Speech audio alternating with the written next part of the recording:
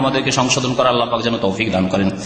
আসুন এখন শুনেন, যদি মাতা পিতার অবাধ্য হন, মাতা পিতার যদি নাফরমানি করেন, তাহলে কি পরিণাম হবে। একটি হাদিস দ্বারা বোঝা যায় যে আল্লাহ পাক রব্বুল আলামিন কিয়ামতের দিনে এইরকম নাফরমান ছেলের দিকে রহমতের দৃষ্টিপাত করবেন না, রহমতের নজর দেবেন না। আল্লাহ পাক রব্বুল আলামিন জান্নাতও দেবেন না, বরং জাহান্নামে দেবেন। সালেম বিন আব্দুল্লাহ রাদিয়াল্লাহু তাআলা আনহুমা, তার পিতা আব্দুল্লাহ বিন ওমর রাদিয়াল্লাহু তাআলা আনহুমা থেকে বর্ণনা করেছেন, কালা রাসূলুল্লাহ সাল্লাল্লাহু আলাইহি ওয়াসাল্লাম, সালাসাতুন লা ইয়ানজুরুল্লাহু ইলাইহিম ইয়াউমাল কিয়ামাহ। তিন শ্রেণীর মানুষ রয়েছে, তাদের দিকে আল্লাহ পাক রহমতের দৃষ্টি দেবেন না, রহমতের নজরে দেখবেন না ইয়াউমাল কিয়ামাহ, কিয়ামতের দিনে। প্রথম ব্যক্তি আকুলে ওয়ালিদাইহি, যেই ব্যক্তি মাতা পিতার নাফরমান, মাতা পিতাকে কষ্ট দিয়ে থাকে, যে কোন রকমের কষ্ট হোক না কেন।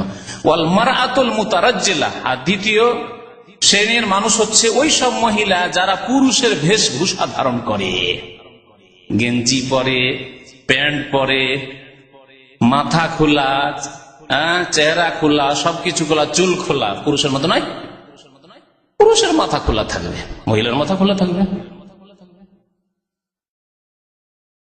অথবা স্কর্ট এমন করে হাঁটু পর্যন্ত খোলা, পুরুষদের জন্য রয়েছে যে হাঁটু পর্যন্ত তাদের আওরাত লজ্জা স্থান আবৃত করবে, তারা হাঁটু পর্যন্ত পুরুষদের, মহিলারা গোটা শরীর ঢেকে রাখবে, কিন্তু হাঁটু পর্যন্ত স্কর্ট পরে থাকা।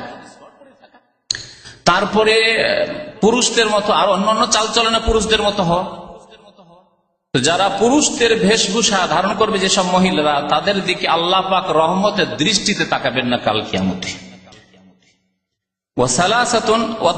তৃতীয় ব্যক্তি হচ্ছে দাইয়ুস, অর্থাৎ এমন কাপুরুষ স্বামী, যেই ব্যক্তি তার পরিবারে পাপকে সাব্যস্ত রাখে, তার স্ত্রী পাপ করে, বেহায়া বেপরদা হয়ে ঘুরে বেড়ায়, যে কোনো লোকের সাথে কথাবার্তা বলে, নির্জনে গল্প স্বল্প করে, যেখানে সেখানে চলে যায়, কোনো পরোয়া নেই, অসুবিধা নেই, তারও তো ফ্রিডম আছে। আজকাল ফ্রিডমের যুগ, স্বাধীনতার যুগ, তার একটা স্বাধীনতা আছে না, অন ইসলামিক স্বাধীনতা নেই। ইসলামের গণ্ডিতে থেকে যে স্বাধীনতা আল্লাহ পাক দিয়েছেন, তাতে মান সম্মান রয়েছে নারীদের, আল্লাহ পাক সম্মানিত করতে চেয়েছেন। মূল্যবান বস্তুর আল্লাহ হেফাজত করতে চেয়েছেন। মূল্যবান বস্তুকে যদি রাস্তাঘাটে যেখানে সেখানে ফেলে দেন, তা হারিয়ে যাবে, নষ্ট হয়ে যাবে। এই কামা কত মূল্যবান আপনার কাছে, পকেটে কত হেফাজতে রাখছেন আপনি। টাকার চাইতে বেশি হেফাজত করছেন। সোনা চাঁদি যদি থাকে কত হেফাজত করছেন, কিন্তু লোহা পড়ে আছে রাস্তায়, রড পড়ে আছে, মূল্য নেই। আপনি কি মনে করেন আপনার স্ত্রী, আপনার সাবালিকা বোন, আপনার মা খালাদেরকে ওই রকমই যে রাস্তাঘাটে পড়ে থাকবে? তো দাইয়ুস ওকে বলা হয় যেই ব্যক্তি তার পরিবারে পাপকে সাব্যস্ত করে, পাপ হচ্ছে, গুনাহ হচ্ছে, কোনো পরোয়া করে না, নিষেধ করে না তাদেরকে।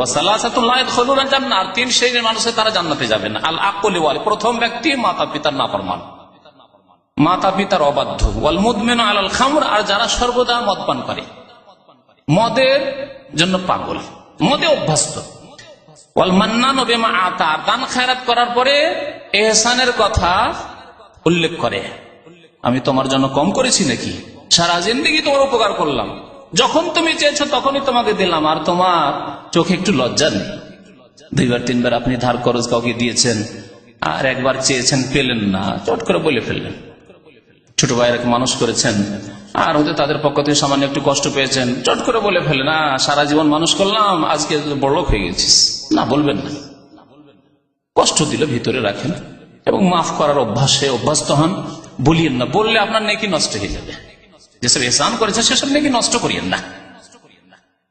আল্লাহ পাক কোরআনে কারিমে এই বিষয়টি সম্পর্কে সতর্ক করেছে, লা তুবতিলু সাদাকাতুম বিল মান্নি ওয়াল আযা, তোমরা তোমাদের সাদকা দান খায়রাতকে তোমরা ইহসানের কথা উল্লেখ করে, যে আমি তোমার বড় অবদান রাখিয়ে আমি তোমাকে এই করলাম সেই করলাম, এসব বলে তোমাদের সাদকাগুলিকে নষ্ট করিও না, নেকিকে সাদকার ধ্বংস করিও না। বলে আজ কষ্ট দিই, আজকে বড় হয়ে গেছো, আজকে বেশ শিক্ষিত হয়ে গেছো, আজকে অহংকারী হয়ে গেছো, একদিন কি ছিলে, ভুলে গেছো ওই যুগ, এসব কথা বলবেন না, আল্লাহ নিষেধ করেছে।